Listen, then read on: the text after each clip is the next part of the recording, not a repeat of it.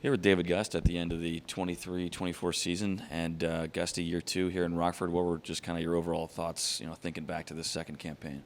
Yeah, it's a great place to play. I know that for sure.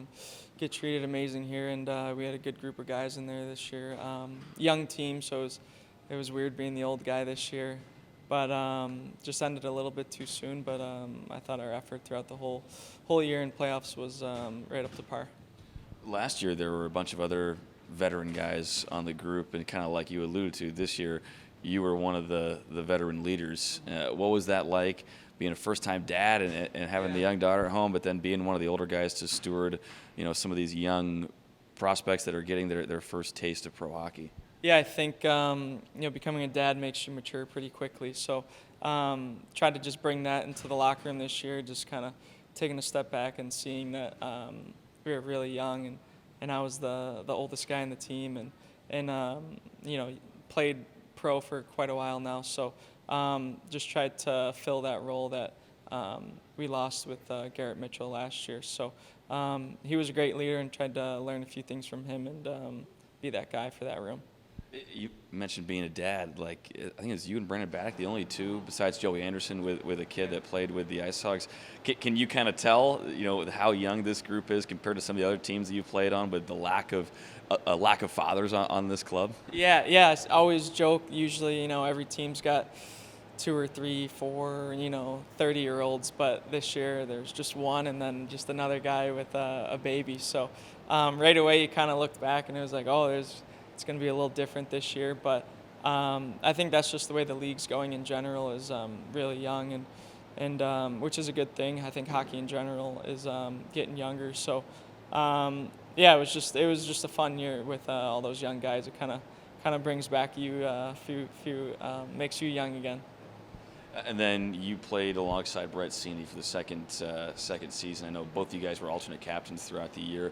What was it like having another year with him, another productive year alongside a guy that, you were both first-year IceHogs last season, and then having year two together here again? Yeah, I think last year, we hit it off right away, and we're line mates, and it was an unbelievable year going to the All-Star game with him, and having all those memories, and then coming into this year, we just picked up right where he left off, and he's a good buddy of mine, and going to his wedding this summer, so get to celebrate the Seneys, and he's a great player, had another amazing year, and just happy for him. You had another excellent year. Two of your best offensive years, at least, have been here in Rockford. Last year, you were talking about just kind of that extra opportunity and making the most of that.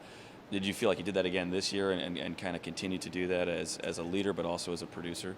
Yeah, I think everyone's got that voice in them that they want to be that guy, and be him when the game's on the line, or that the coach looks to you when he needs something. So once you get that feeling, you kind of want to always feel it and chase after it. So it's always fun, scoring the goal and being that guy. So I think everyone always strives to be that.